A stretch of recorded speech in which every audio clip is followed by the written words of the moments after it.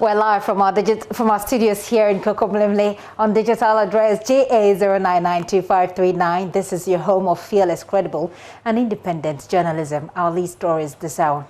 Speaker of Parliament describes as abysmal Parliament's oversight responsibilities over the executive, blaming lack of capacity and inadequate resources for MPs. We hear from him as he ushers the Parliamentary Service Board into office. He also has concerns about burglary in and around the Parliament House. Also, government pledges to complete by December this year construction of a stored school block at Breman Jamra, where 6 kindergarten children died after the building collapsed on them 5 years ago. We'll hear from the DCE for the area and bring you more in our total recall agenda as we look back at the incident and promises made.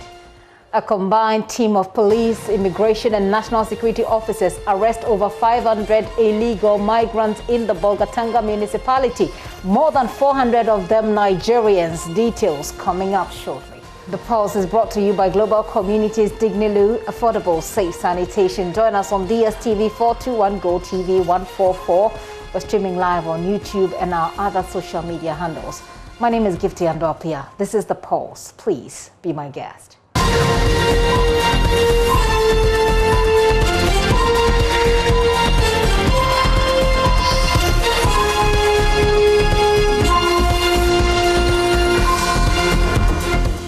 A combined team of police officers, immigration and the national security from the Upper East region has arrested 507 illegal migrants from the Bolgatanga municipality. The operation leading to the arrest was mounted as a result of concerns raised by residents of the Upper East region on the influx of foreign nationals who engage, according to them, in criminal activities and other fraud-related crimes, that is scams, in the area. Let's get on the phone to speak with David Fianco Ochiri, who's the Upper East Regional Police PRO. Mr. Fianco, thank you for your time. Good afternoon. Thank you. Good afternoon. Let's begin with what actually necessitated this. You indicated that this is as a result of tip-offs from the people in the community. Tell us a bit more about that. All right. Thanks very much for the opportunity. From time to time, we conduct certain operations to ensure we are able to capture. While moving, is it possible for you to just pause for a while? Come again? If you are moving, is it possible for you to pause for a while? I can hardly hear you. Okay. Let's try this again. All right. So I'm saying that from time to time we conduct certain operations to ensure we track the criminals who are giving us a lot of problems in the system. And the Upper East Regional Police Command has embarked on a new operational strategy, which includes suits, as was just done last Sunday, and due to that action we took, we were able to arrest, as of now, 507 suspected foreigners. Yeah. So out of that number, you say over 400 of them are Nigerians. What more can you tell us about that?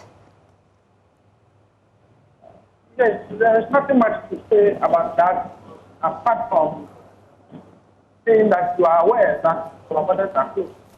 And so investigation is ongoing to find out whether they came in before the border was closed or they came in now. So these are people that have been arrested.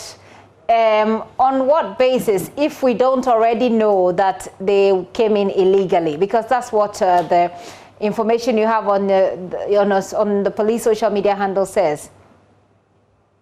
Yes, for us, we have received complaints from the residents for some time past that they see a lot of foreigners within their midst. They suspect that some of the crimes that are being committed in the jurisdiction may have been committed by these foreigners. We put our intelligence on the ground and we realized that what they were saying I think there's a need for further investigation. The only way we can do that effectively is to conduct such a suit and to pick all of them. Let's continue with the investigation. So that is what exactly we've done. And the information we have also indicates that 400 plus of them are Nigerians. And the concern is that about 3 weeks ago, we heard that there has been a jailbreak in Nigeria. The natural suspicion has been that these people who have gone AWOL in Nigeria might find their way into Ghana. Does your intelligence point to the conclusion that there could be some of them among this group? It's early days yet. We don't, as of now, we don't have any connection with them that they are suspected jailbreakers from Nigeria. We want to conduct that exercise to ensure the criminals who were giving us some problems in the region are tracked. There was according to law. So investigation is ongoing. If later they turn out, some of them turn out to go pick them up as well. I'm having a very hard time hearing you, but let me try and get this answer before you go. Now I'm seeing over 500 people. That's a lot of people to be arrested. Obviously, the municipality, the Bolgatanga municipality, does not have the capacity to handle all these people, this huge number of people. What's next? Oh, you mean the police do not have the capacity to handle them? In Bolga, do you have enough? Do you have cells enough to contain all of them? Upper East Police Command has enough facilities to deal with such issues. But the point is that, due to the geographical location that we have, Burkina Faso is closer. And so handling them was quite easy for us. Now, for those who are Nigerian, that is why we transferred national capital. Okay, so they have been brought to Accra. Yes. Okay, that's what I wanted to figure out. I wanted to find out whether or not saving. So this process of investigation and conviction, if possible, will happen within what time? If I got you right, you were asking when the operation was undertaken. No, the operation was undertaken according to your information given to us or on your social media handle on 25th of April. Yeah, that's correct. What we want to know is how soon we should expect the processing for them to face the law will be. Yeah, for us in the Upper East Regional Police Command, we have finished with our work so far as the foreigners are concerned. Other stakeholders will carry on with their mandate. So the next communication will have to emanate from the possibly National Police Force.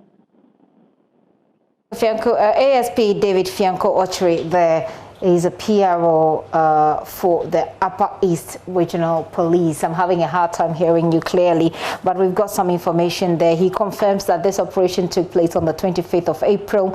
These people who have been arrested, about 507 of them, more than 400 of them are Nigerians. They picked them up as a result of tip-offs that they got from people in the community, and this is an area that shares borders with Burkina Faso. He indicates that they want to now establish whether or not they came in before the borders were closed or not. And the point is that the borders have been closed for quite some time now. That is an investigation that is still ongoing. These people have been handed over to the Accra or to the national headquarters, and investigations will commence from there.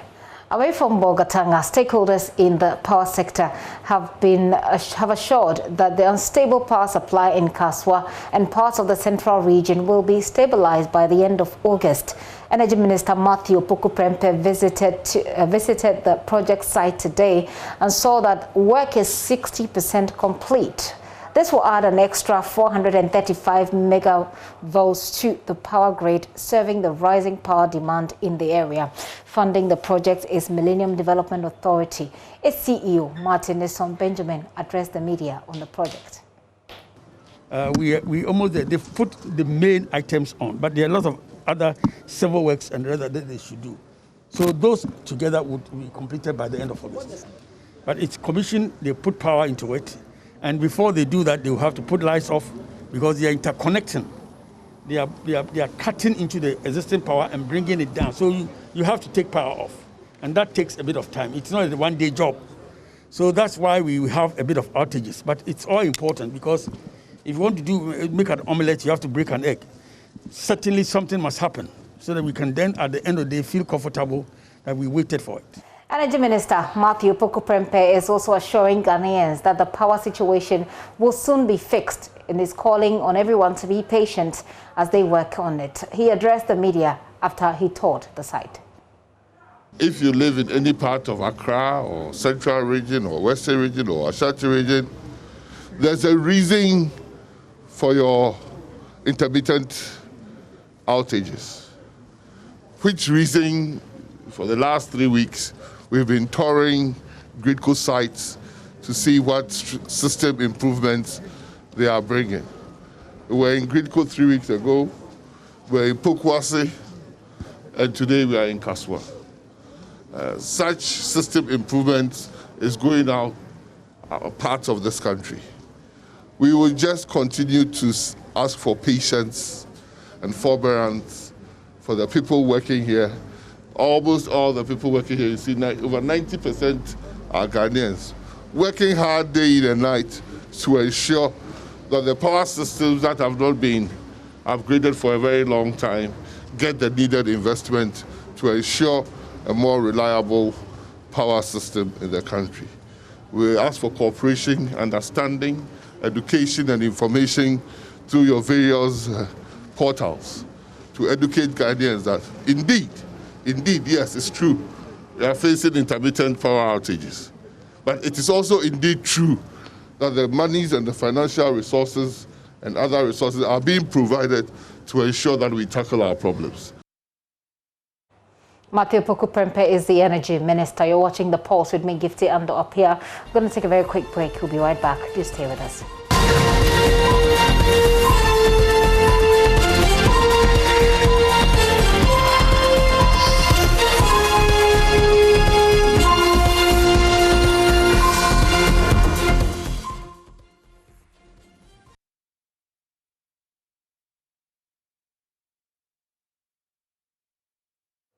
You're welcome back. Many thanks for staying with us.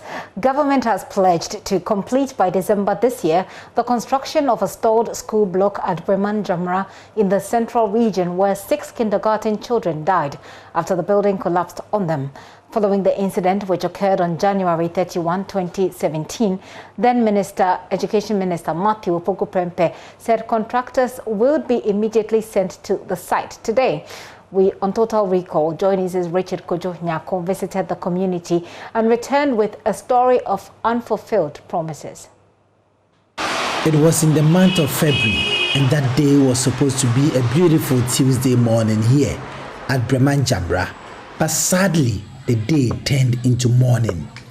About 70 pupils aged 4, 5 and 6 were about to settle for studies when the building collapsed on them. 6 of them died instantly. It got the entire country talking. The Education Minister visited the scene of the accident in a swift manner. Government made the community a promise, pulled down a school block that also posed a grave danger to the lives of the school pupils here. It's been more than 4 years and that block hasn't been completed. Nana Kwesienin, the third, is the Jasin of Breman-Jamra. When the building collapsed, the Minister of Education, through the Minister of Education, came here. They gave us a promise that they were going to reconstruct the building. Indeed, the construction started. And on my left, you can see that a project is ongoing. It's been in this state for the past 6 years or so. And the problem is that as is being exposed. The building is exposed to the vagaries of the weather. So the sun is hitting it, the rains are falling on it. So it's weakening the structure. And if care is not taken, something untoward may happen. Luckily, that particular KG block that collapsed on the school pupils was rebuilt by an NGO within months. But it seems government promise might take a decade or two to be fulfilled. So I'm here in one of the classrooms here at Jamra Methodist School. See, the students are crammed in this small classroom building. This is as a result of government's inability to complete the project it started.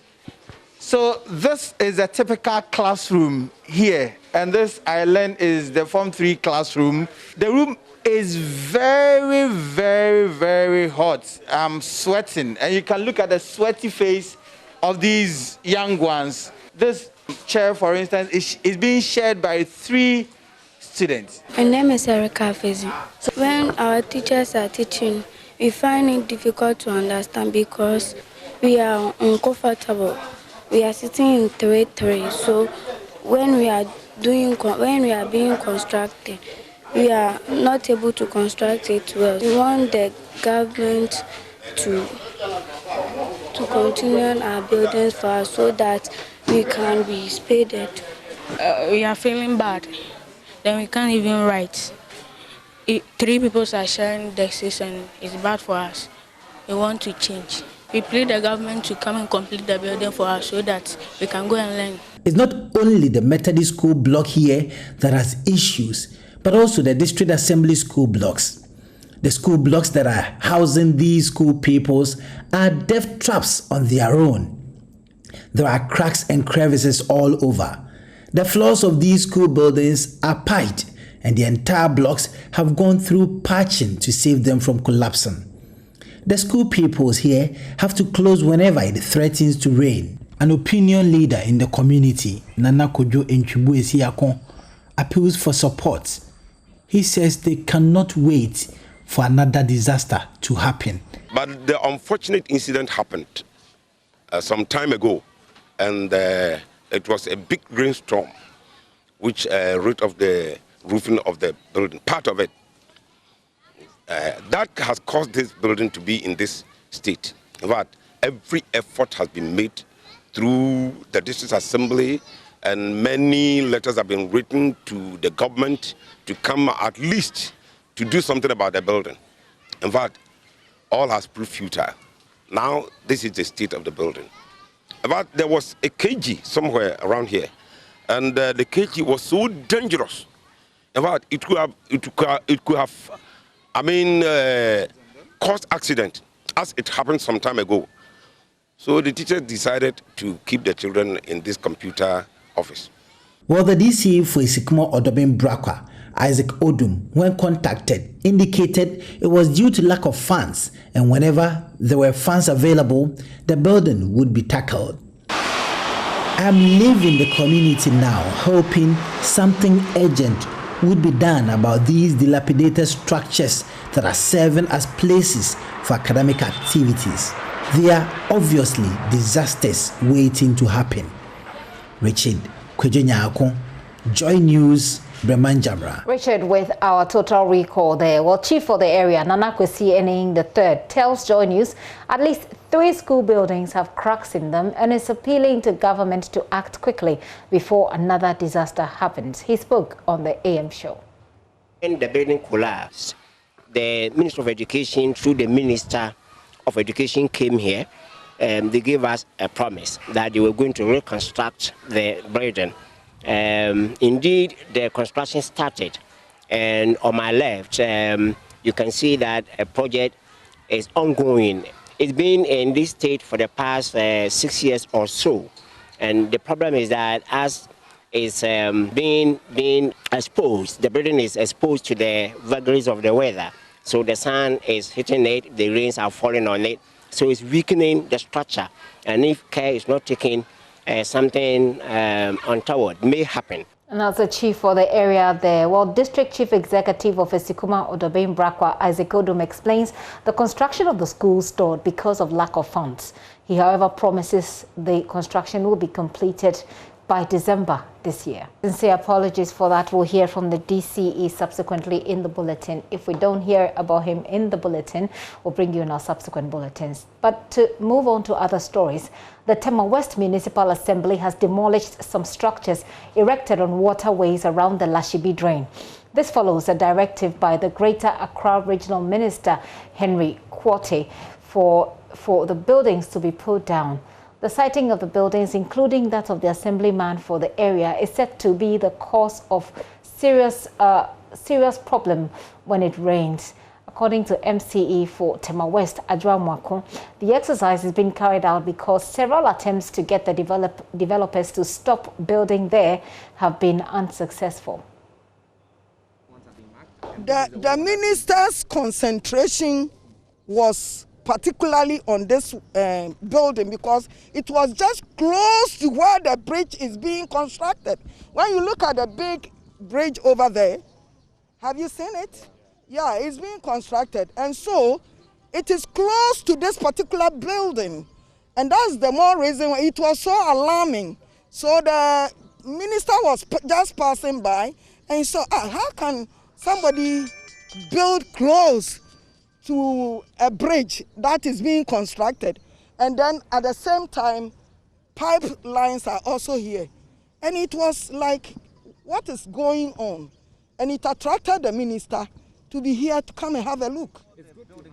As I've already said, we are going to, this is just a beginning, and so expect more from us. Yeah, we're going to do more, not only with people that have structures on the waterway, but people who just site containers. This is a planned area.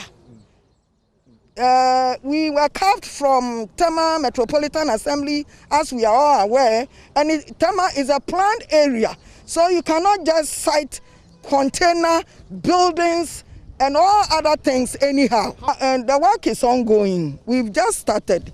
This is just the beginning. So we are trying as much as possible to advise everybody who has built on the waterway to make sure he does it himself, because we are going to go to the Ramsar site. People who just site containers anyhow, people who just put up their buildings without permits are going to suffer. We are going to make sure we take them to court and make sure they destroy it themselves, because it becomes a cost when assembly does all these things. So we are not going to allow them to do whatever they want to do in the community. All right, then let's take you back to our previous story. We can hear from the DCE now. As I rightly said, you see, the captured project, the uncompleted one, the plan is that we have to make sure we complete all of them before new ones start. So definitely we will complete them within this year before new ones start. So by December this year, they should be complete. Just to have you on record. Let me give Mr. Odom, just to have you on record, please answer the question. So by December this year, those projects would be complete. Yes, that's what I'm saying. Right. That by the end of this year, this project, not that Jamra one alone, there are other two projects elsewhere. Right. That are at the same stage, and they are continuous projects, and we need to complete them before new ones start. That's right. What I'm trying to say. So within this year, 2021 budget, it has been captured. So these three projects will be completed before new ones start. So that is for the record. So we will complete them before new ones start. Okay. So to add up, right. You see, we are in a challenging community. So, for instance, Ghana Education Service has been in a dilapidated, premises, rented premises for years, since 1950-something. Now I have put up a new building for them, and they've moved to that place. You see, the offices that is overseeing the schoolings and they are not in good condition at all. So Nana should be patient a little bit. We'll deal with the situations at hand and make sure every project that is ongoing is completed. Now, parents of a 3-month-old born baby without arms in the northern region say they are under pressure from family and community members to kill their child because she is physically challenged. Children born with deformities in the community where they reside in Kabomule are considered bad luck and evil spirit. But parents of the baby named Maoko, loosely translated as only God, are determined not to conform to the age-old belief and practice. Maxwell Agbagba traveled there and has the rest of the story. I am on a motorbike heading to Kabomule, a community about 3.5 hours drive from Tamale. Persons who work in the child protection space have alerted me to an age-old belief where physically challenged babies are seen as evil spirits. Here, I meet residents who tell me some children who are victims of the practice leave the hospital very healthy but die later under very mysterious circumstances. The Northern Region Police has no record of these alleged killings, but residents say it is usually done on the blind side of law enforcement officers and people who will possibly raise an alarm. I'm now at the residence of the 3-month-old baby born without arms in Kabomule. She cries as her mother tries to lull her to sleep. Father of the baby, Ananias Kweku Viagbedo, says he's under pressure to do away with his baby because she's physically challenged. My friends and loved ones do not want to get closer to me now. I have also decided not to allow outsiders get access to the baby, so they will not attribute any misfortune in the community to my child. I have had misunderstandings and quarrels with my in-laws. My in-law says my child will die if she enters her house, because that's the belief that such children should not enter her house. That is the belief and practice here. When my child was born, the midwives advised me not to harm him. They told me children are delivered at the hospital, but anytime they check up on them later, they are told they are dead. They killed them, many of them. We hear it all the time. He says he will not bow to the custom and beliefs of his community. Mother of the baby, Mary Nyong, says there's pressure on her to get rid of baby Mauko.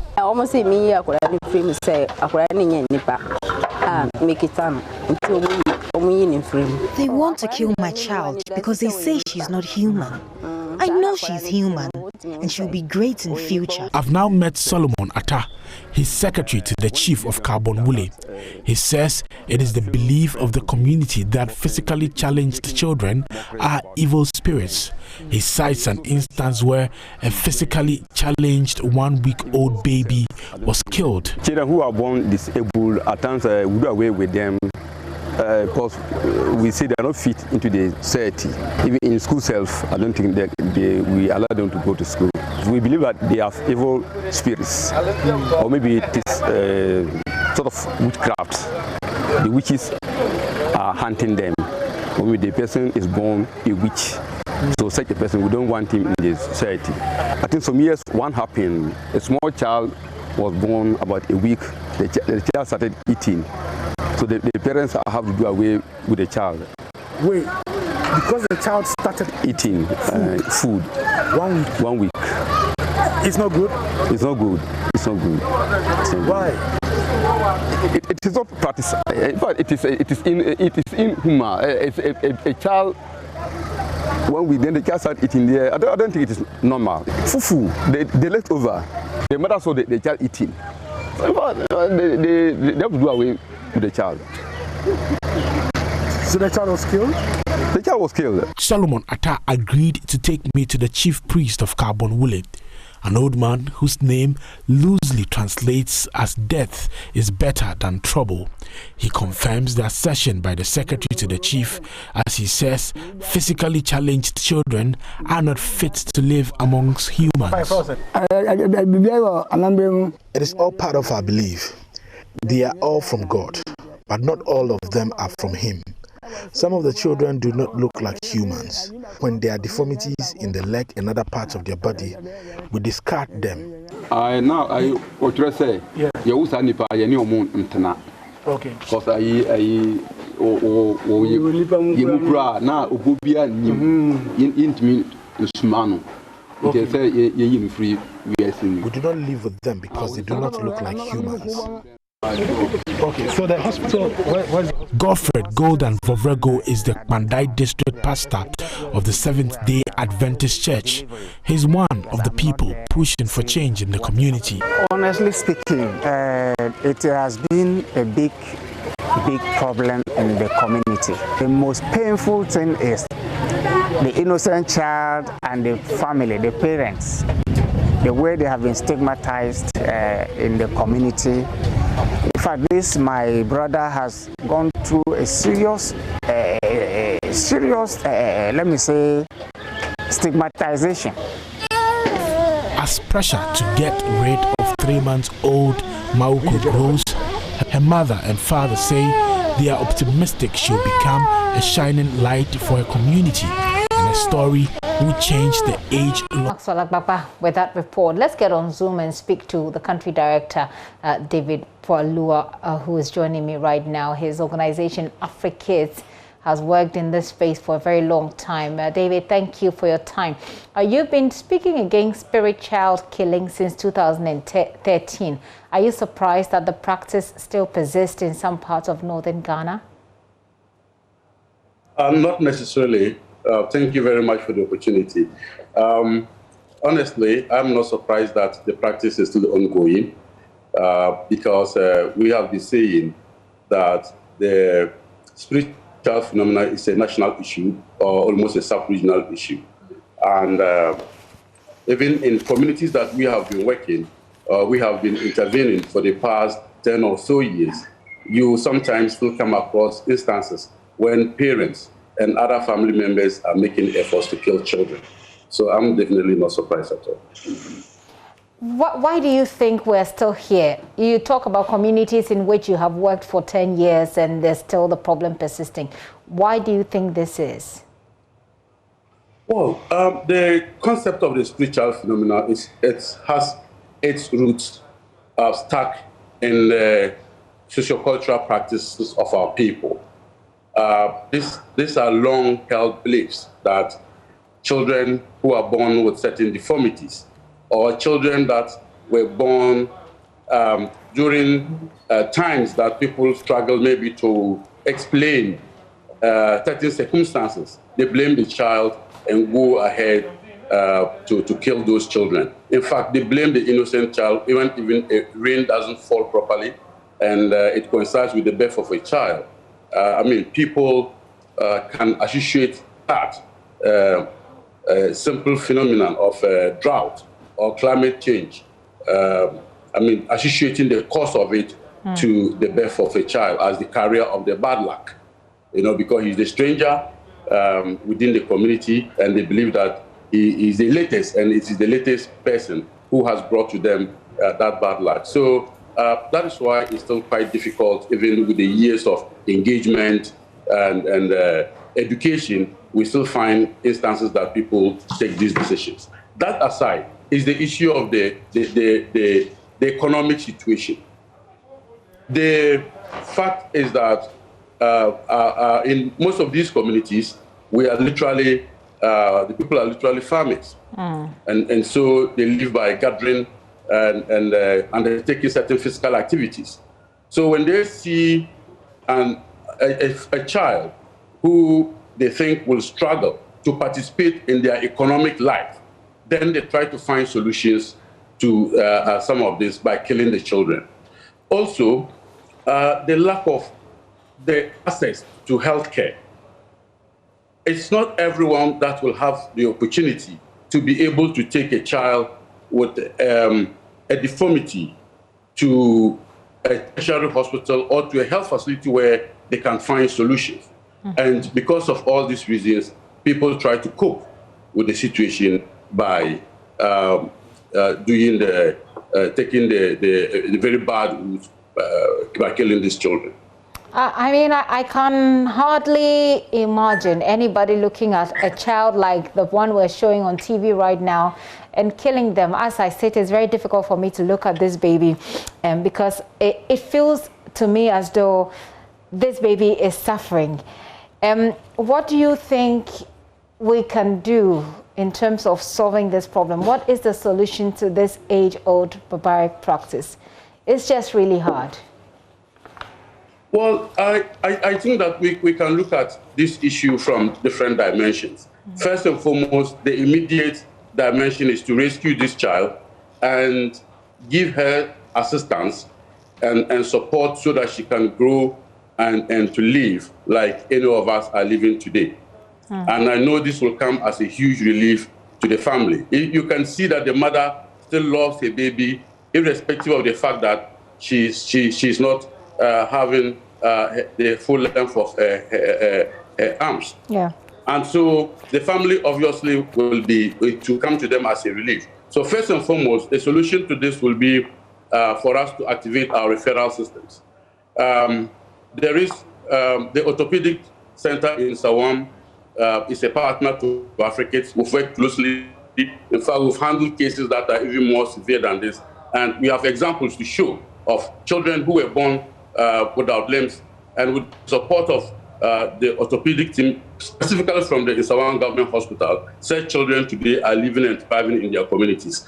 This case can easily be supported with them.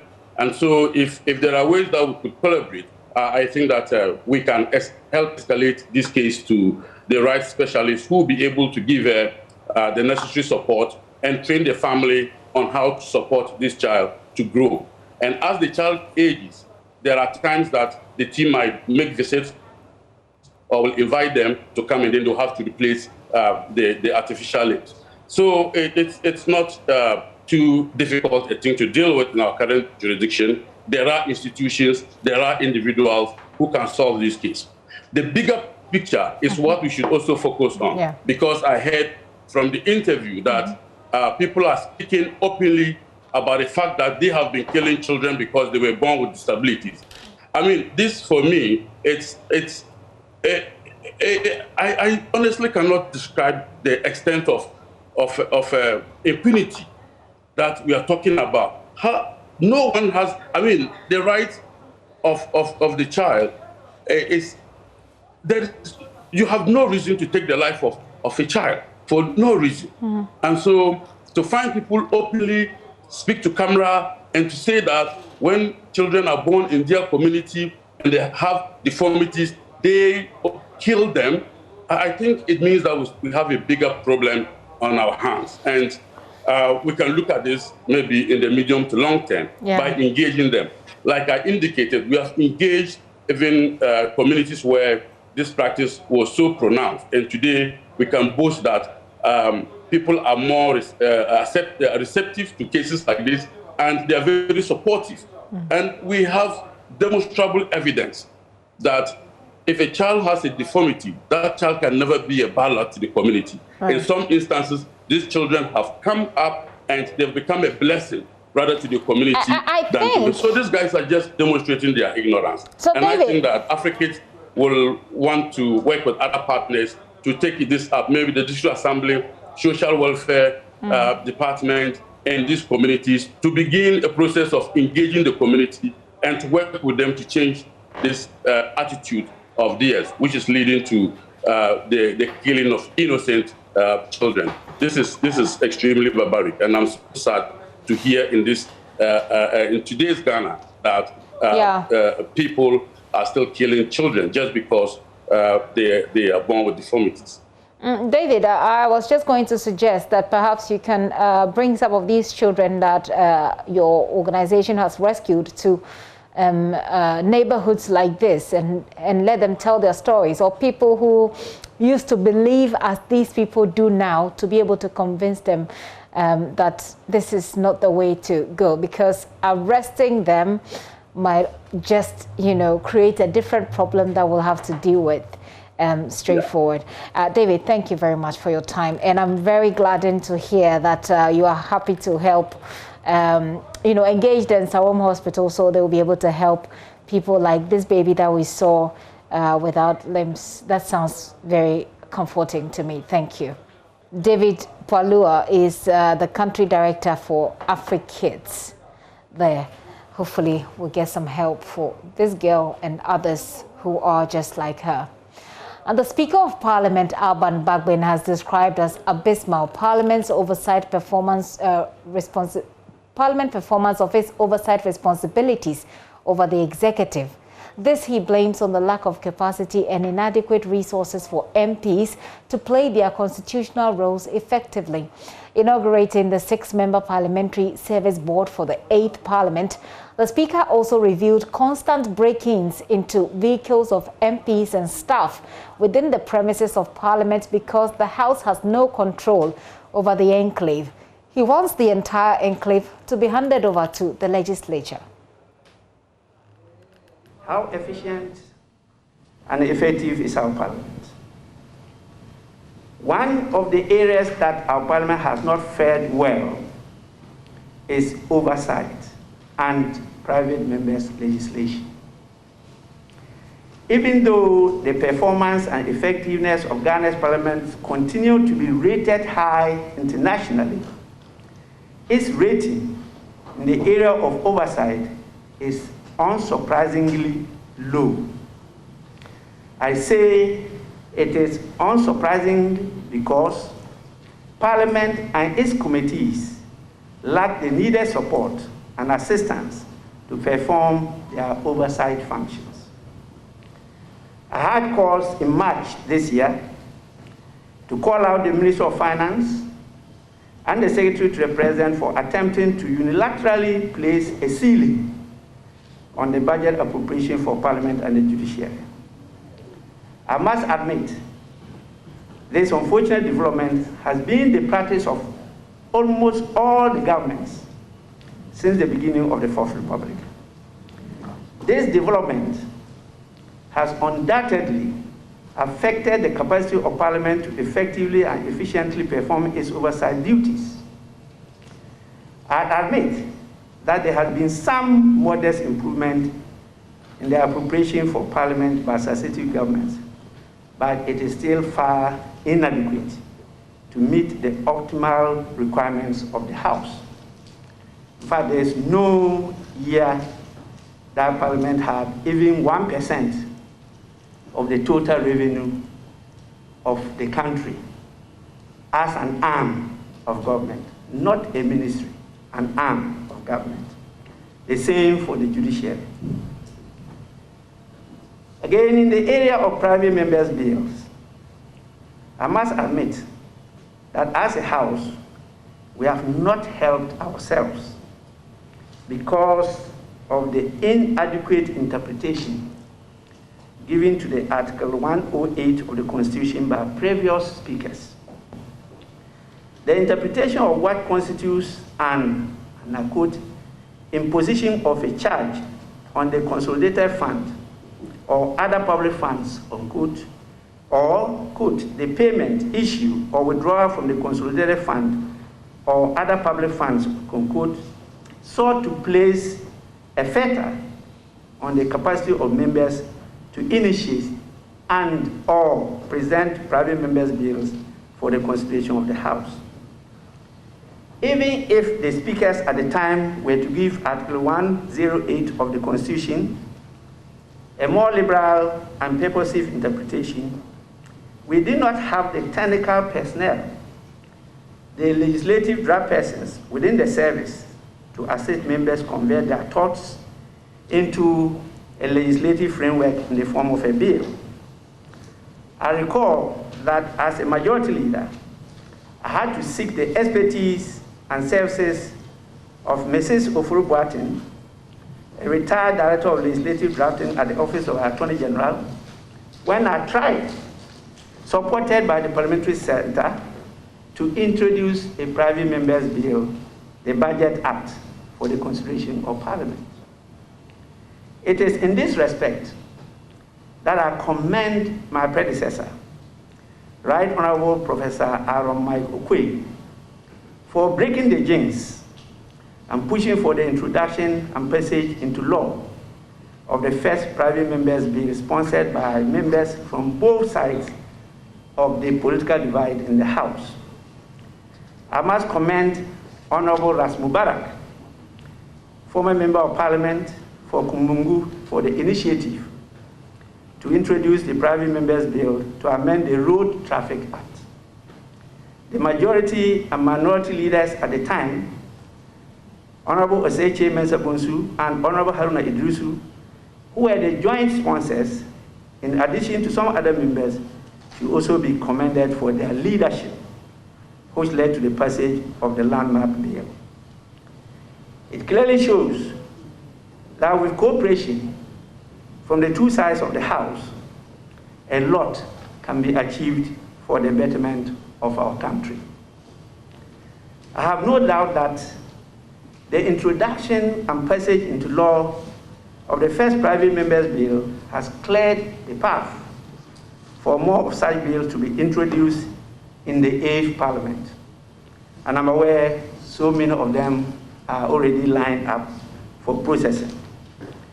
This board must therefore work to enhance the capacity of the drafting unit of the Parliamentary Service to be able to support members in this endeavor. I'm aware the previous board and the boards before that have taken some initiatives to recruit and train a corps of legislative drivers for the service, but they are still a rare species in this country. The previous board requested the first Deputy Speaker, Honorable Joseph Osei-Wusu, and my good self to headhunt a qualified legislative draft person to head the drafting department. Unfortunately, none could be found. This board must vigorously pursue this endeavor and ensure that we do not only have a director to head the department, but that there are equally qualified and dedicated staff to man the department. Meanwhile, the board will have to rely on the wealth of knowledge and expertise of Ms. Estelle Appiah for the meantime.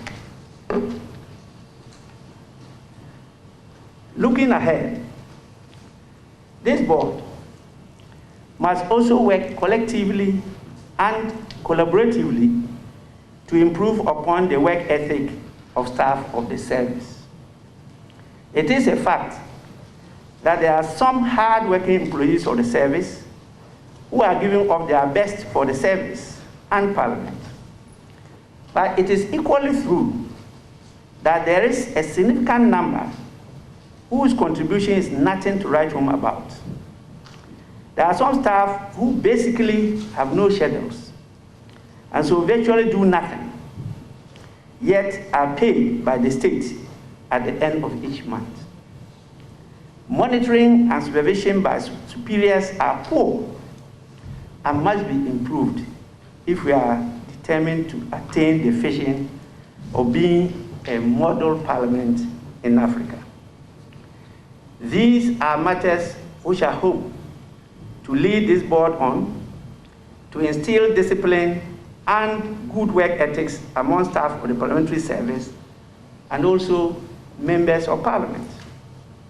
I'm not oblivious to the concerns of staff pertaining to delays in promotions and career progression. We shall work assiduously to resolve these matters. There are undoubtedly some vacancies within the service arising from retirements, deaths, and so on, and we must work with dispatch to have these vacancies filled as soon as possible. That is one of the reasons why we need to set up the committees of the board at this meeting. As we inaugurate the board today, it is pleasing to know that all the members of this board have had a stint with Parliament and therefore have an in-depth appreciation of the task ahead of them. The majority and minority leaders were part of the previous board, which included Honorable Hakman Osu Ajiman, former member and former Minister of Parliamentary Affairs, Chairman of COCO Board, and Chairman of the Council of Elders of the MPP, and Honorable Abina Osei Asare, Member of Parliament and the immediate past Deputy Minister of Finance, and now nominee to the same position. To replace Honorable Hakman Osu Ajiman and Honorable Abina Osei Asare, we now have Honorable Abraham Osei Edu, a former majority leader and leader of the House, and Honorable Johnson Asedu Nketia, also a former Deputy Minister of Agriculture and former senior member of this House. In attendance to support the board are Ms. Estelle Appiah, former Director of Drafting of the Attorney General Department and the Minister of Justice, now a consultant of international repute, and our own, the two Deputy Speakers of Parliament, who have happily worked with so far. These are men and women of varied and extensive experience in their respective fields of endeavor, and I have no doubt that they will place their experiences at the service of this board to enrich policies and decisions of the board, and to enable us to push through the implementation of the strategic objectives of Parliament and the parliamentary service. Well, the Parliamentary Service exists to facilitate the work of Parliament through the provision of support services to the House, including its committees and agencies, for the purpose of ensuring full and effective exercise of the powers of Parliament. Majority Leader Oseiche Mensah Bonsu wants the House to address the high attrition rate. As you said, even in legislation, attributable in the main, Mr. Speaker, to, broadly speaking, the lack of capacity on the part of many of our compatriots. We must admit that the high attrition rate that members of Parliament are subjected to is not comforting and is not enriching our democracy. Mr. Speaker, I believe it's something that we must jointly address, in particular relating to the various political parties. You spent time in identifying the credentials of Hakman Osu Ajiman as a chair of the Council of Elders of the MPP. Today we have the General Secretary of a political party, Johnson Asedu Nketia. You didn't mention that. But Mr. Speaker, I think it's important that we engage the political parties in this discourse to really relate to the attrition rate of members of Parliament. Unfortunately, the constitutions of the two political parties, both MPP and NDC, is not helping to grow our Parliament. And let's not kid ourselves. Every executive will be happy with a weak legislature. And we must strengthen Parliament going forward. Mr. Speaker, there are constitutional burdens and there are statutory burdens that we have imposed on ourselves. In the performance of the oversight functions of Parliament, arguably the best vehicle to achieve this is the committee systems. How strong is our committee systems? We need to liberate our committees to work proactively in order to make Parliament relevant. If there are strictures that we've imposed on ourselves, it becomes difficult for the committees to work. Speaker, with your own experience, I believe this new board should be able to address these salient issues. Let's strand all of them out and attend to them to reposition the Parliament of Ghana, Speaker, to make us relevant, as I said, in the governance architecture of our nation. I don't intend to be overly loquacious. The Speaker, you've given us a treatise, and I think we can live with it. And so you didn't want me to use the word treatise. I withdraw and apologize on that. But I think the statement that you gave is all-encompassing and should be a useful guide to all of us. Speaker, once again, I thank you, and I believe bonding together and banding together, we can attain greater heights for the Parliament of Ghana.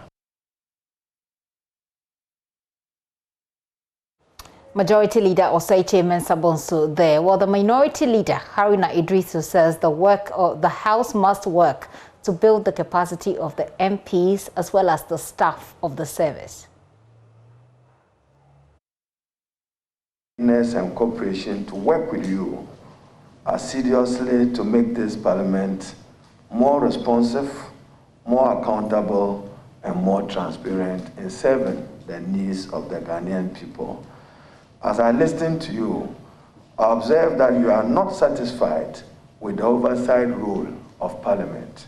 We accept that as our first challenge, that we work together to improve oversight for greater accountability, particularly in the exercise of executive authority in Ghana.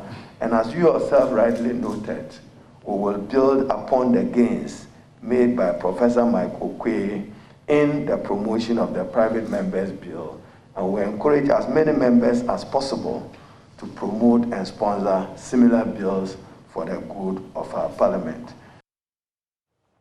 Well, let's head away from Ghana. Our neighbors in Nigeria are not enjoying much of peace lately. There are incidents of kidnappings, abductions, and killings. The kidnapping of the Chibok girls some few years ago was perhaps the single biggest incident which drew international attention to Nigeria. Since then, series of such kidnappings and abductions have been taking place there. In recent years, the perpetrators have gone a step higher, killing their victims. Yesterday, 2 students who were kidnapped from a university in northern Nigeria a week ago were killed. According to officials, that brings to 5 the total number of Greenfield University students killed by the abductors. The latest killing follows the killing of 3 abducted students whose remains were found in a village bordering the school on Friday. So what's happening in Nigeria? Joining us now is Dari Idowu. He's a journalist with our partners Channels TV. Hi, Dari, it's good to have you. Help us. Thank you for having me. Right, help us answer this question. What is happening in Nigeria?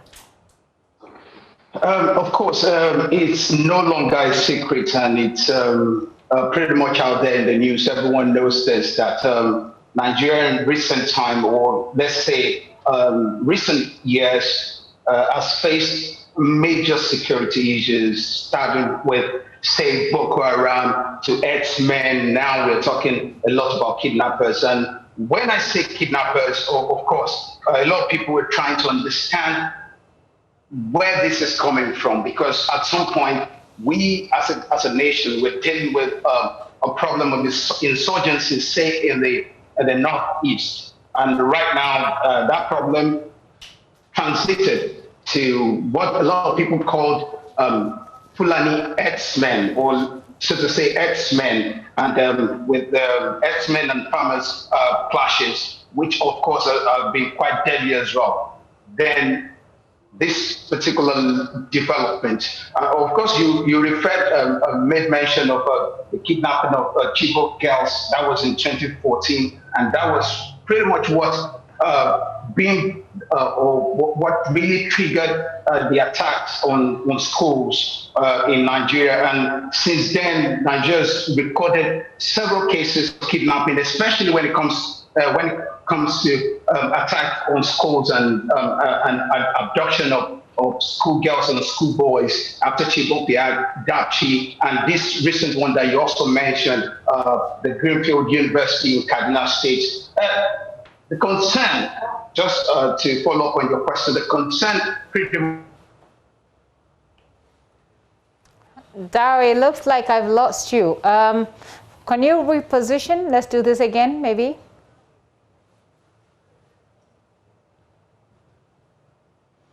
Okay, it looks like Dari Idowu has frozen a bit. Let's try and work the line again. But he was giving us a background to the situation in Nigeria, the security situation in Nigeria that we have compiled briefly in that intro. Dari, you were saying? Okay, I don't know what part you missed in the entire thing I've said, but I had most of the it. fact that you made reference to Chibok, and I said after Chibok, yeah, Dapchi, after Dapchi, we've had targets on schools from Borno to Yobe, and now Kaduna, Niger State, Zamfara State. All these states, although in the north part of the country, we're talking right now, I'm in Lagos, which is south. It's the southern part of Nigeria. But when you talk about that is where they're having largely most of the kidnapping cases. And I also mentioned earlier about what some of the cases that we've had that could have really brought about this. Because anyone who is listening outside Nigeria or Ghana who hasn't been following this development would like to have a little bit of premise of how it got here in the first place. Say the major attack on schools that a lot of people, the global community even got to be aware of or even intervene at some point, that was in Chibok, where schoolgirls, more than 200 schoolgirls were abducted from a school. And since then, we've had several cases. Of course, Boko Haram claimed responsibility for that particular attack, and that they had the children in their custody. But after then, the war on insurgency from a lot of analysts has transited to across X-Men, now talking about bandits. And banditry, just like you mentioned, nobody is a business organization, unlike Boko Haram, where you have one person speaking for them as an organization, or you have an idea of what they say their demands are, or the reasons why they are attacking some of these institutions. But in the case of banditry, nobody has been able to particularly say this is what they want. But one thing that is clear is that there's been kidnapping for ransom. That's a difficult one. So there are no clear demands except for the ransom. So these are a group of unemployed people. I mean, what information is there about these groups? Are they groups of unemployed people who are sort of seeking their pound of flesh from innocent citizens? Or are they people who are gradually becoming a time bomb, a security time bomb for Nigeria?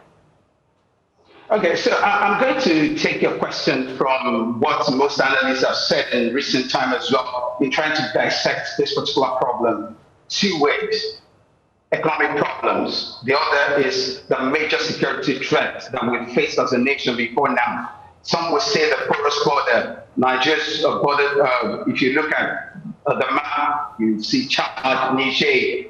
In these countries, there have been problems of insurgency as well. Proliferation of arms, we can also talk about that. The fact that people have access to arms, and when the attack on, say, Chibok happened and ransom was involved, so to say, a lot of people thought they could actually commercialize this. This is a theory out there as well. This is not me reporting this, but this is a theory that a lot of people thought they could actually use the arms to, just like you may ask, that is this a case of people who are unemployed and taking advantage of the security loopholes in the country?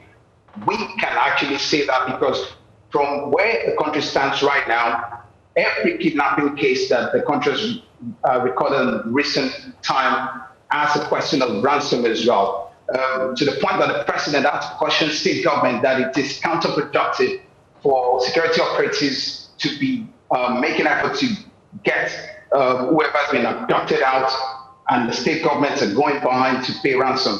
So this is where we are as a nation. So the economy of kidnapping is growing. Just like I said earlier, that ransom has been so involved, and a lot of these people are also taking advantage of the fact that there are some security loopholes here and there. Let's, if I'm to focus on the security loopholes, right now that is also giving birth to regions. By regions, I mean Southeast, Southwest, coming up with a security outfit. They are hoping that this security outfit would understand the problems better and will be able to address the problems better, rather than centralized, controlled police. That's a very interesting, complex and complicated security situation you have right there. Dari, I think that we can hang on for now, and the next time we probably, engage this conversation, we can look at what kind of solutions people are coming up with. These analysts, analysts, security analysts who have been talking about these stories. What do they say are the solutions, and how is the government pursuing some of these suggestions that they put through? Let's wrap up with what recently has been said by authorities about what is happening. What are they saying? There's been a lot of back and forth, so to say. Let's look at it from, say, the system of government in Nigeria. We operate a federal system of government. There's a president, and there are also authorities at the state levels as well. So when you have a case, say, for instance, in Kaduna, where in Greenfield University, where we have a recent case where students were killed, the governor had made it clear that he wasn't going to pay ransom. And that, in a way, some people found that very sensitive to say in the first place, that even if he wasn't going to pay the ransom, if he was going to be so aggressive about how he goes about this, then the kidnappers can also go about it the way they want to go about it. So that is in the case of Kaduna State. It's an isolated case where the governor has made it clear that he wasn't going to pay ransom. Other governors have been dealing with this their own way. Say, okay, in Niger State or in Borno State, if children are kidnapped, a lot of people understand how it is when you have soft targets or when you kidnap children. Nobody wants that kind of thing. Nobody wants kidnapping in the first place anyway. But when children are involved, it becomes even way more pressing for authorities to do something. So states have been reacting to this in their own ways, and the federal government as well. Of course, these cases of kidnapping, banditry, or herdsmen, any name you want to call the security problem Nigeria is facing right now, has also led to the removal of the service chiefs, the heads of the security agencies in the country, and that was done in recent time. The country did that, hoping that would put an end to so many of these security cases threats that the country has faced in recent time. Let's leave this for our viewers to digest, make sense of. And I'm sure that we'll be able to connect again, perhaps tomorrow or later in the week. Dari, thank you so much for this information and the analysis that you've done. Dari Idowu is a journalist with our partners Channels Television in Nigeria, breaking it down for us. Well, he mentioned the number of places where some of these kidnappings have taken place, starting, of course, with Chibok, which was some years back. But he talks about Dache, about Borno State, about Yobe State, about the Niger State, Lagos, and the fact that it looks like people are beginning to see this as a commercial enterprise, commercialize these kidnappings and seeking ransom, which authorities are sometimes compelled to pay. It's a very complicated matter. You're watching The Pulse with me, Gifty and Apia. We'll be right back.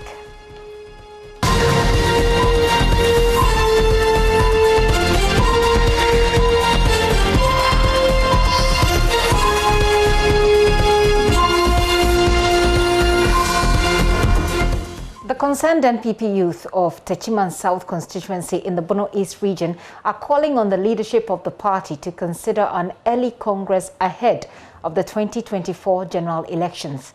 The group say such a move would give the party ample time to address all post-Congress grievances and misunderstanding, as well as afford the elected flag bearer enough time to campaign and have himself marketed ahead of the polls. Anas Sabit has more. In the history of Ghana's Fourth Republic, no political party has won more than 2 consecutive general elections. Both the NDC and the NPP, after winning back-to-back elections, are showing the exit on the 3rd attempt, a move that is becoming an accepted tradition. The New Patriotic Party, which has just started its second term, is therefore putting in measures aimed at breaking the 8. In this regard, a group calling itself the Concerned MPP Youth of the Chiman South are therefore pushing for an early Congress, an agenda the group says will help bring unity and also contribute in winning the 2024 general elections. James Kojo Owusu is the spokesperson for the group. We've taken notice of the Congress ahead of the New Patriotic Party to elect a successor to His Excellency President Nana Akufo-Addo. And we can clearly foresee a fierce contest that is likely to breed factions and animosity after the Congress. Hence, our call for early Congress so that the party can have ample time to deal with any post-Congress problems that may arise, so that the party can have a unified front, a formidable front going into 2024 to break the 8 that we've been talking about with ease. The group say the 2024 general elections will not be an easy task, and as such, forming a formidable front will brighten the party's chances in the next polls. It all borders on time frame. We don't have that much time, the luxury of time, to be praying around. We need to be serious with the formidable force, front as a party going to, because let me tell you, this 2024 election ahead of us is not going to be something that we have it easy. The opposition is lazing their boot up, doing all things to come together as one to face us in power. So what we will do as a party in power, our achievement this time around with the unity of the party will give us an upper hand over the opposition. And if an early Congress is considered, in our opinion, we feel that it will be good for the party. They urged various individuals and party faithfuls aiming at the flag bearership position to do so with caution and avoid abusive comments capable of harboring divisions in the party. We've heard and we're monitoring all those things. The danger that we see in there is the entrenched positions people have taken and the utterances thereon. There are some people who have taken an entrenched position that at all cost, the person they support must have the bid. And their utterances we see is not good for unity and the cohesion of the party. You have a good cause to follow somebody you think is the right choice, but our utterances should be guided so that we don't create a situation whereby after Congress we'll have divisions in the party that may stymie the chances of the party in breaking the 8 come 2024. The 2024 elections will be fiercely contested considering the political tradition from 1992, with the NDC confident at winning the race to the Jubilee House and the NPP hoping to break the 8. Reporting for JoyNews, Anas Sabit, Techiman. National Chairman of the United Cadres Front, the umbrella cadre body of the National Democratic Congress, has been responding to calls for accountability by some groupings within the party on the back of the 2020 electoral loss. He says that people must be patient with the party to present its report, which will clarify matters than jumping the gun. He also dismisses suggestions that the cadres have a divided front. All that is happening, within the ranks of the cadres and even within the party, and also to let them know that the United Cadres Front is in collaboration with the party, to iron out whatever differences that there is. In actual fact, if anybody has any problem, the United Cadres Front, being the recognized cadre group of the NDC, I think that we should have a say in, or we must have a notice of whatever everybody wants to do. So you speak of, being the umbrella body when it comes to cadres within the party, but is that to say that some of those who have come out calling for accountability from the party are not under your grouping? Are they under your grouping? Are they people you recognize? I must say that they are people that left the what do you call it? The UCF. Okay. There are people who left the UCF at a stage because some of them were holding certain positions in the UCF, and we actually don't want to go into that issue. We don't want to go into that issue. The message that we have delivered is that the cadre movement is solid. We are together. We still stand united. The UCF is not in crisis. Okay, we are in constant consultation with the party to address whatever issues that arises. So you say you're collaborating with your party, but what they ask for, accountability, is that something wrong? On the back of what happened in 2020, they are simply saying the party should account. We've heard the likes of Dr. Benjamin Kumbo also come out to say that, look, there are issues that ought to be addressed. Your neck has met and all of that. Are these not genuine concerns that ought to be addressed if your party is planning on recapturing power in 2024? In every organization, every society, there are differences. Okay? But the solution of the difference has various ways. Fine, they have come out, but the party is working on it. The party is working on it, and we are confident that the good will come out of it. At the appropriate time, the party will make its report available to all of us to see. So there's no point in jumping the gun. Okay? So that is all that I have to say. Finally, what is the UCF going to do? As far as the grassroots are concerned, there appear to be some problems there. What is the UCF going to do ahead of election 2024 to shore up the grassroots? We continue to talk to the UCF, the grassroots. We continue to go out into the regions and address the issues that they are encountering. Benjamin Akakbo there in that conversation.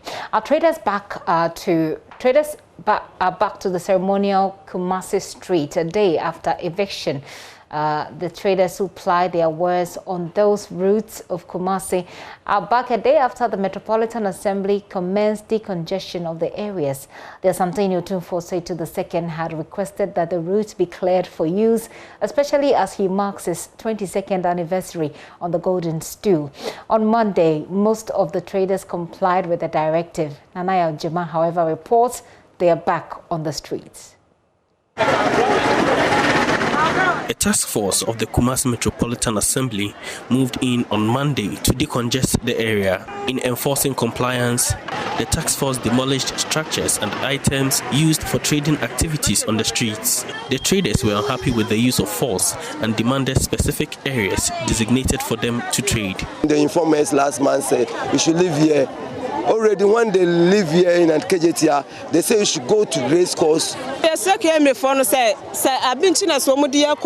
She says, we plead with them to evacuate us fully. If some of us leave the streets and the rest stay here, the patrons will buy from those on the streets. Our businesses will suffer. She says, the race course is not conducive for trade.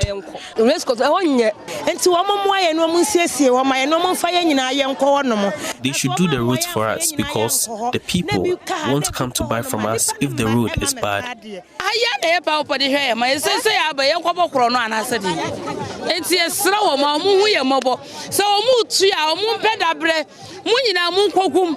The ceremonial route spans from Menshia through to Dr. Mensah to Edum. So due to poor parking and also the activities of these traders, the congestion from Menshia starts at Dr. Mensah. Immediately you hit the Dr. Mensah, you are forced to be in this vehicular traffic. So we've just joined the traffic and we want to know how long it will take us to go through this traffic here at Dr. Mensah through to Adum. The pavements and streets are heavy with human and vehicular traffic. A drive through the route takes about 40 minutes, which should normally take less than 5 minutes.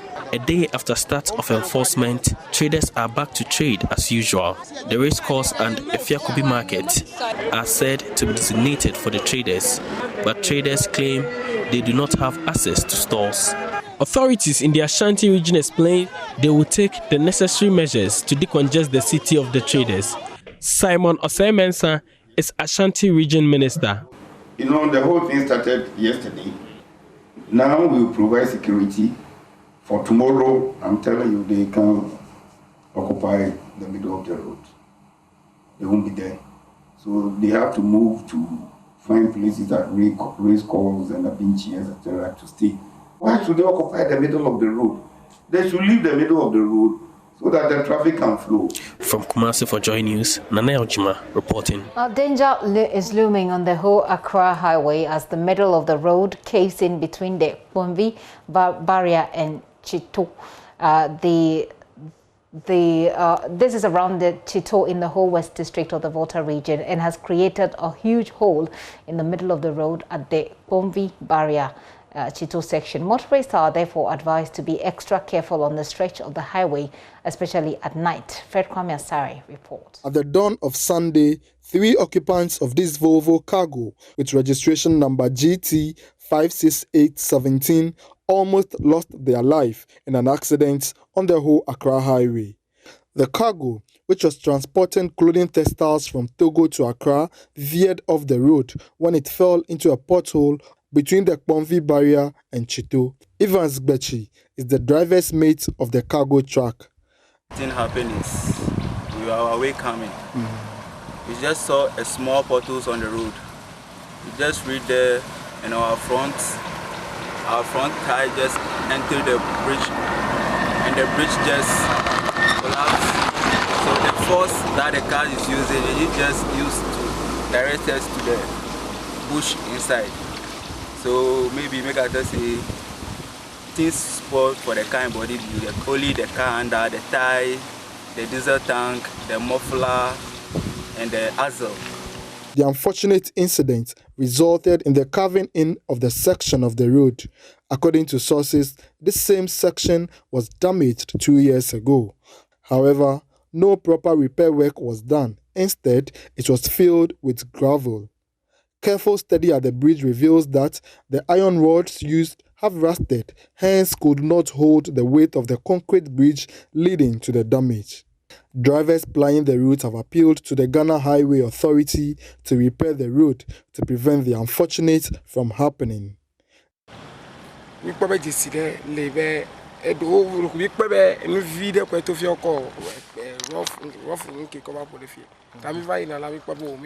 realized there was a pothole here which was filled with gravel. We heard one of our vehicles was involved in an accident here. We are pleading with the highway authorities to repair the road because it looks dangerous and may cause serious accidents. We are compelled to divert through Peki and join the highway at Asikuma due to the state of the road.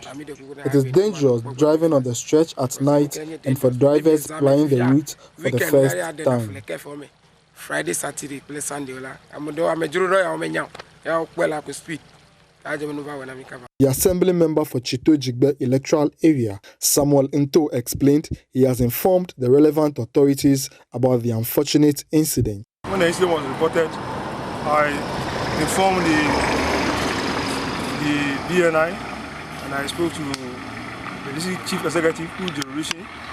The incident happened, even though in Chito, Baton area, I informed the chief executive and he told me he reported the issue to the authorities and will by all means work on it. While the authorities take the necessary actions to repair the road, motorists using the Accra-Ho Highway must be careful when approaching Chito. Fred Kwame Asare, JoyNews, Chito.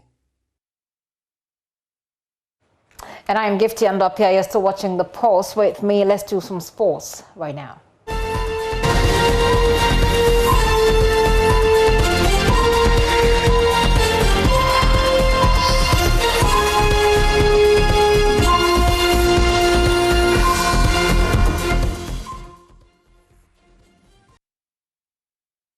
Tonight, the hustle is on in the Champions League, and of course, Real Madrid will be facing Chelsea as they hustle their way into the final. Who would it be? Tomorrow, there'll be PSG versus Man City, but tonight, we have to settle this small matter. And welcome to the Sports on Pulse. I'm Gary Al Smith. We are looking forward to the 7 p.m. kickoff. It's a game that many have looked forward to for, the last 2 weeks since it was confirmed. And so we're here to do a bit of analysis on that. We have two fans, one from each side. Dr. Hariotre is a Real Madrid fan. He joins us via Zoom. Thank you, Doc, for joining us. Can you hear me?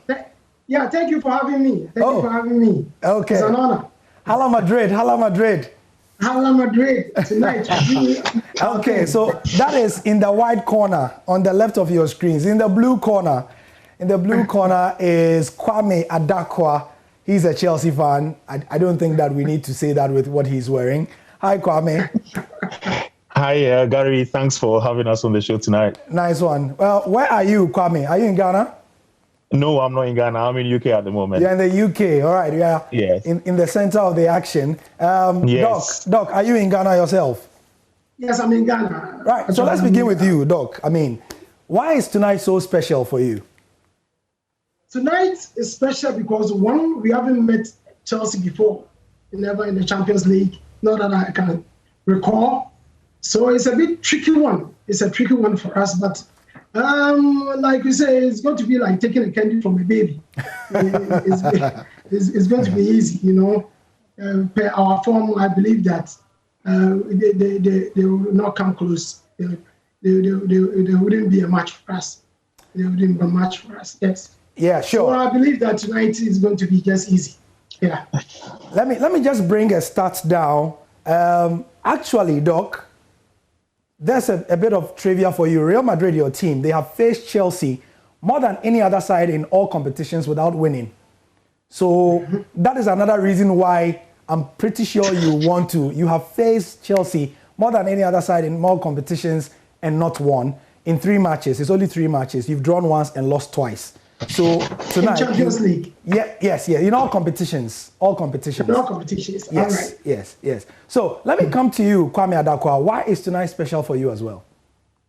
Well, yes, tonight is very special for us. First of all, from a Chelsea fan's point of view, we are in dreamland already. We never expected to get to where we are today. If you look at how we started our season, things were not going well. And our former manager, of course, he's a legend of the club, so we don't want to say much. But it wasn't going well. And many of us, when even the draw for the round of 16 came out and we were facing Atletico Madrid, even some of us Chelsea fans thought that was the end of the road for us. But we've managed to come away from that. We've managed to go past FC Porto, and now we are in the last 4. So it's already a dream for us. So we are now going there as the underdogs. Of course, we respect Real Madrid. They are our big brothers, 13 times champions. We've got only one. We no problems about that. But we are there as the underdogs, and we will play under no pressure. We believe that there's every possibility that we'll go beyond the semi-finals. Now we can dream. As for dreaming, it's free. And Doc, yes. Like you said, dreaming is free. Yes. And I was going to say that Real Madrid and Chelsea are both in the top 4 of their respective leagues. Real Madrid are actually chasing the title. And so how will this influence how you play today, knowing that if you get into the final, you could possibly do a double this season? Yes, Gary, like you said, the league right now is a bit tricky. So since this one is a straight one, win 2 matches and take a trophy. But the league right now is very, very tricky. So even though we very much like to win the league, we have our hopes. Real Madrid, you don't give us that chance to go into semi-finals. No. We by all means have to go there for the grand finale and then just win. So we have our eyes on the league, but right now the league is very tricky. So we have the big deal is the Champions League. I can imagine. Yes. And yes. Kwame, let me come to you. Based on what Doc is saying as well, we know that your manager has started so well with Chelsea, and that is given your team a bit of confidence going into today, even though, like you said, Real Madrid are your big brothers? Exactly.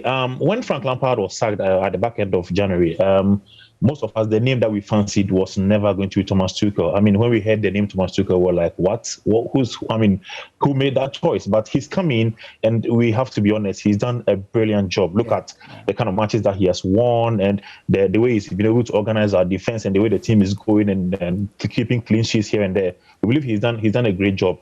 And now, with where we are, being in the last four, it gives us every right to also think that we can go, further beyond there and go and annex the trophy. Mind you, we don't have any mathematical chance of winning our league. So our target is to finish in the top four, so we can go back into this competition again. Yeah. However, now we are in the top four, we are in the last four of the Champions League, and we feel that the man has done a great job. He deserves more time with the job. We believe that with him, we can still even do more than we've done today. But even if we end up not going beyond the semi-finals of the Champions League, it's been an amazing season to build on for Thomas Tuchel, who came in January, and next season we can even hope for something better. Nice one. So, final prediction. We have 30 seconds to go. Doc, your prediction for tonight? 2-0. 2 goals to nil. 2 goals to nil. Kwame, yes. What do you say to that? 2 goals to nil from Doc. Well, I don't even know what to say. We'll go out there and have fun. We are going out there to have fun. We are at the Alfredo Di Stefano Stadium. We want to at least get a goal. Even if they win, we want to get a goal, so that we will still fancy our chances in the second leg. But we don't want to go there and lose by a huge margin. So as I said from the start, we are the underdog. So hopefully, if they score 2, let's get 1. And we can always come back to the bridge and try to redeem ourselves. Best of luck to both of you, and thank you for joining us, Doctor. Thank you. And also to Kwame Adakwa. Thank you, Dr. Hariochi. Gary Al Smith here with the sports. They both predicted 2-0, so I'll take 2-2. That's it for the moment. I'll be bringing you updates at 7:40 on JoyNews Prime. And this is why we bring in Let's Talk Showbiz, how we wrap up the entire show. Of course, you can log on to myjoyonline.com. We've got all of the news and updates there. You earn salary for doing nothing. Speaker attacks section of Parliamentary service staff. Now, that's a big deal. We want to click on that story, take a look. And let's put in quick measures at KIA. A delay likely to cause third COVID-19 wave. Biologist is saying that. That story is there. Ashanti Region Ghana Health Service raises alert on missing body parts of corpses at mortuaries. Another serious story there in the Ashanti region, and some many more. What you can do is that if you click on those stories, you see our social media handles, and you can just click on any of them to share with your contacts so they know what's going on. My name is Gifty Andopia. I'm back here tomorrow, God willing. Many thanks for your time.